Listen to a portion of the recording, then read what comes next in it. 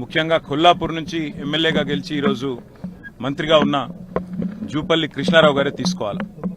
ఎందుకంటే ఇది మొదటి హత్య కాదు కొల్లాపూర్లో. ఈ ప్రభుత్వం వచ్చినాక పేరుకేమో ప్రజాపాలన, కానీ చేస్తున్నది ప్రతీకార పాలన. ప్రతీకారంతో రగిలిపోతూ ఎన్నికల్లో తనకు వత్తాసు ఎవరెవరు పలకలేదో వారి మీద ప్రతీకారం తీర్చుకునే దిక్కుమాలిన పాలన ఇది కాంగ్రెస్ పాలన. ఇవాళ ఈ దారుణమైన హత్యకు ప్రధానంగా బాధ్యత తీసుకోవాల్సింది ప్రభుత్వమే.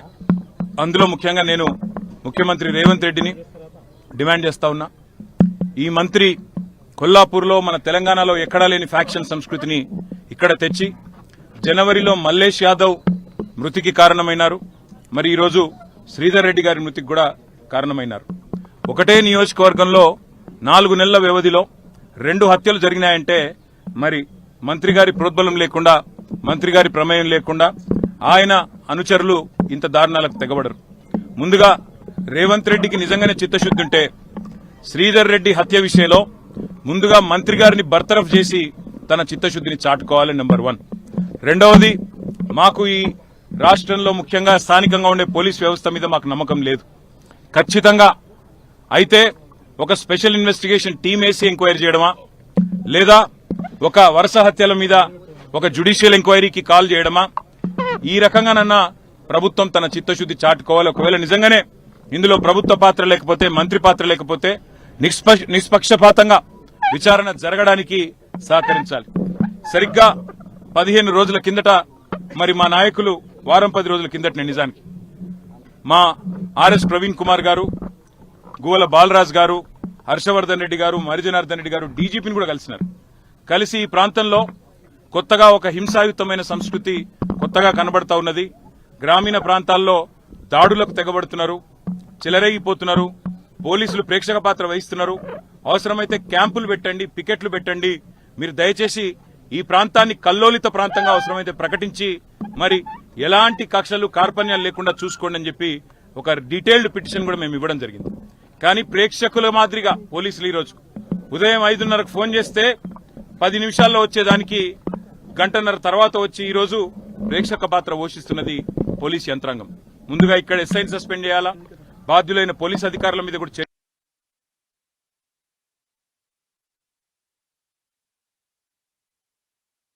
క్లియర్ చేయాలా. దాంతో పాటు మంత్రి జూపల్లి కృష్ణారావు గారిని వెంటనే బర్తరఫ్ చేయాలని చెప్పి కూడా నేను రేవంత్ రెడ్డిని డిమాండ్ చేస్తూ ఇంకొక మాట కూడా నేను విజ్ఞప్తి చేస్తా ఉన్నా.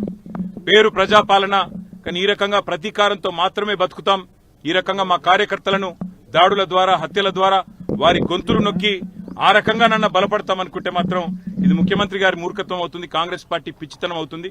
మా కార్యకర్తలు ఇవాళ వాళ్ళు కూడా రగిలిపోతా ఉన్నారు. కానీ మేము కూడా వారికి చెప్తా ఉన్నాం, ఇది పూర్తి వివరాలు తెలియనియండి ఏం జరిగిందో అని చెప్తా ఉన్నాము.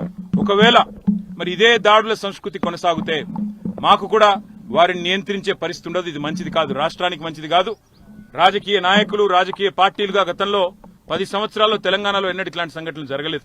మరి ఇట్లాంటి సంఘటనలు, ఇట్లాంటి దారుణాలు, ఇట్లాంటి హత్యలు, వీటికి ప్రభుత్వం కనుక వెంటనే స్పందించి చర్యలు తీసుకోకపోతే ఎక్కడ జరిగినా ఇట్లాంటి కార్యక్రమం మేము కూడా వేల సంఖ్యలో పోతాం. అవసరమైతే మరి అక్కడి మంత్రులు గాని, అక్కడి నాయకులు గాని వారి ఇళ్లను ముట్టడించడానికి గాని అవసరమైతే ఎంత దూరమన్నా పోతాం, కార్యకర్తల్ని కాపాడుకుంటామనే మాట కూడా తెలియజేస్తూ ఇవాళ మరణించిన శ్రీధర్ రెడ్డి గారు, హత్యకు గురైన శ్రీధర్ రెడ్డి గారికి పాపం ఒక పెద్ద మనిషి, వారి తండ్రి 80 ఏళ్లు, ఆయన బాధపడుతుంటే, ఆయన ఏడుస్తుంటే చెట్టంత కొడుకు కళ్ళ ముంగట పోయి ఇవాళ ఆయన ఏడుస్తా ఉంటే ఆయనను సముదాయించలేకపోతా ఉన్నాం.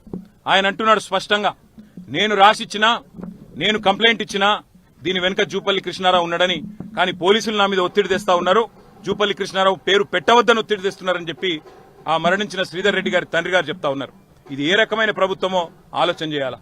రాహుల్ గాంధీ చెప్తుంటాడు ఢిల్లీలో పెద్ద పెద్ద మాటలు, మొహబ్బత్ కి దుకాన్ అని మాట్లాడతాడు. ఇదేనా నీ మొహబ్బత్ కి దుకాన్ రాహుల్ గాంధీ అని నేను అడుగుతా ఉన్నా. ఇదేనా హత్యలు, మరి ఇదేనా దాడులు, ప్రతిపక్ష నాయకుల మీద కేసులు, సోషల్ మీడియాలో పోస్టులు పెడితే మా వాళ్లకు బెదిరింపులు, బైండ్ ఓవర్లు, ఇదేనా నీ చిల్లర రాజకీయం అని చెప్పి కూడా నేను కాంగ్రెస్ పార్టీ నాయకత్వాన్ని అడుగుతా ఉన్నా. ఈ సంస్కృతి కొనసాగితే తెలంగాణకు మంచిది కాదు, ఎవరికి మంచిది కాదు. దీనికనైనా తెరదించుదాం. ఇక లేదు అంటే మాకు కూడా ఓపిక నశిస్తే ఏం జరుగుతుందో దానికి బాధ్యత రేవంత్ రెడ్డి, కాంగ్రెస్ ప్రభుత్వమే తీసుకోవాలని చెప్పి కూడా హెచ్చరిస్తూ ఆ కుటుంబానికి పూర్తి అండగా మేము ఉంటాం. శ్రీధర్ రెడ్డి గారి కుటుంబానికి, ఈ గ్రామానికి, లక్ష్మీపల్లి గ్రామానికి కూడా పూర్తి అండగా ఉంటాం. ఏ రకమైన ఇబ్బంది ఆ కుటుంబానికి ఉన్న ఒక సోదరుడిగా వారి కుటుంబానికి అండగా నిలబడతామని చెప్పి కూడా తెలియజేస్తూ, మరి వారి ఆత్మకు శాంతి చేకూరాలని, వారి కుటుంబం ఈ బాధాకర సమయంలో మనోనిబ్బరంతో ఉండాలని చెప్పి కూడా ఆ భగవంతుని నేను ప్రార్థిస్తాం.